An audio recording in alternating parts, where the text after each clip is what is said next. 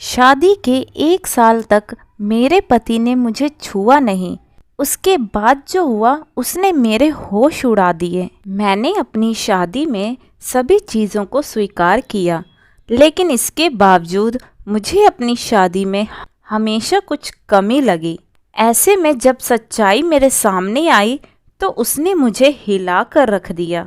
इस बात से बिल्कुल भी इनकार नहीं किया जा सकता कि परिवार में लड़की के पैदा होते ही उसे शादी का सही मतलब सिखा दिया जाता है। मुझे भी बचपन से ही यही सिखाया गया था कि शादी एक पवित्र बंधन है जिसे हर कीमत पर संजो कर रखना चाहिए। शायद ऐसा इसलिए भी क्योंकि मेरे माता पिता और भाई बहन की शादीशुदा जिंदगी बहुत ज़्यादा खुशहाल थी।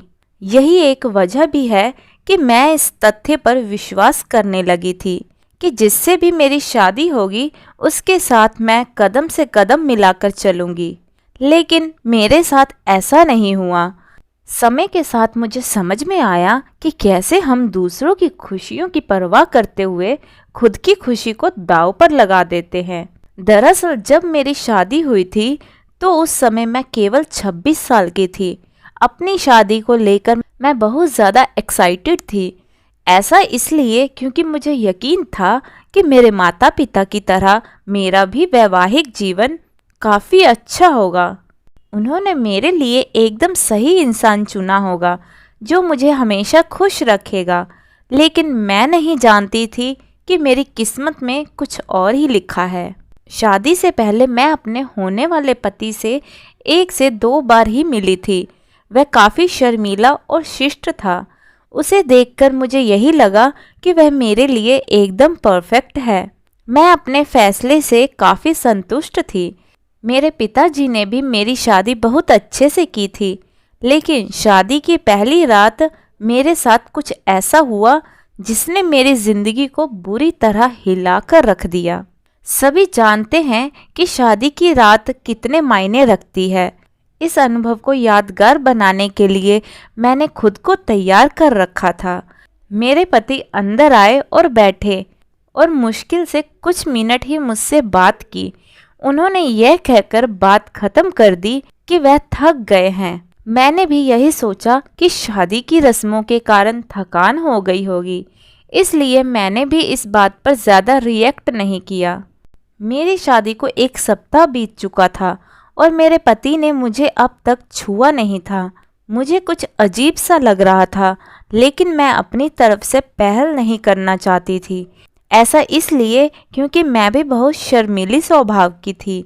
वैसे तो वह बहुत सभ्य व्यक्ति था, लेकिन एक चीज़ जो मुझे बार बार परेशान कर रही थी वो ये कि उसे मेरे साथ फिजिकल होने में कोई दिलचस्पी क्यों नहीं थी। यही नहीं, जैसे जैसे समय बीतता गया उनके साथ रहकर मुझे ऐसा लगने लगा था कि वह मेरे पति बनने की बजाय दोस्त बना रहना ज़्यादा पसंद करते हैं। महीने बीतते गए, वैसे ही मुझे हर रोज़ एक नई चीज़ का अनुभव होने लगा, लेकिन अब भी हमारे बीच न्यू कपल वाली फीलिंग नहीं थी। ऐसा लग रहा था कि शादी करना और इसे बनाए रखना उनकी मजबूरी बन गई थी। मैंने कभी उनसे शिकायत नहीं की। ऐसा इसलिए क्योंकि वह बेहद नेक दिल और दयालु इंसान थे। मुझे उनके साथ किसी तरह की कोई दिक्कत नहीं थी, लेकिन इसके बाद भी मुझे लगता था कि मेरी शादी में कुछ कमी थी। हमारी शादी को 1 साल बीत गया और एक दिन हमारे बीच छोटी सी बात को लेकर झगड़ा हो गया, जो वास्तव में गंभीर लड़ाई में बदल गया। मेरे मन में गुस्सा था तो मैंने कह दिया कि मैं एक पति के लिए तरस रही हूँ जो मुझे कभी नहीं मिला। जैसे ही मैंने ये शब्द बोले, मेरे पति एकदम चुप हो गए और बिस्तर के किनारे पर जाकर बैठ गए। मैंने जब उन्हें रोता हुआ देखा तो मैं चुप हो गई और मैं दंग रह गई। ऐसा इसलिए क्योंकि मैंने आज तक उन्हें मेरे सामने कभी इतना कमज़ोर होते नहीं देखा था। मैंने उन्हें परेशान देख दिलासा दिया। तभी उन्होंने मुझसे माफ़ी मांगी और कहा कि उनका इरादा मुझे चोट पहुंचाने का बिल्कुल नहीं था, लेकिन उन्हें महिलाएं पसंद नहीं हैं। मैं कांपते हुए अपनी जगह पर खड़ी हो गई। उन्होंने कबूल किया कि वह समलैंगिक हैं मैं कुछ समझ नहीं पा रही थी। मैंने फिर पूछा कि आप समलैंगिक हैं? तो उसने मेरी तरफ देखा और कुछ नहीं कहा। मैं यही सोच रही थी कि मेरी शादी बस एक दिखावा थी। मैं बिस्तर पर चुपचाप लेट गई और हकीकत से भागने के लिए सोने की कोशिश करने लगी, लेकिन मैं अच्छे से जानती थी कि यह सपना नहीं है। मेरे पति पुरुषों को पसंद करते हैं। मुझे ये बात हर हालत में स्वीकारनी थी, लेकिन इस दौरान मेरी अपनी खुशी का क्या? मैंने अपनी खुशी की परवाह किए बगैर उनके साथ जीवन भर शादी का ढोंग रचाने का फैसला किया। हालांकि मुझे धोखा ना देने के लिए उन्होंने मुझसे माफ़ी मांगी। उन्होंने कहा कि वह सब कुछ मुझे बताना चाहते थे, लेकिन उन्हें लगा कि वह वैवाहिक जीवन में व्यस्त होने के बाद शायद वे बदल जाएंगे। लेकिन ऐसा नहीं हुआ। हमने फैसला किया कि अब ऐसा नहीं चल सकता। हमें किसी न किसी निष्कर्ष पर तो पहुंचना ही था।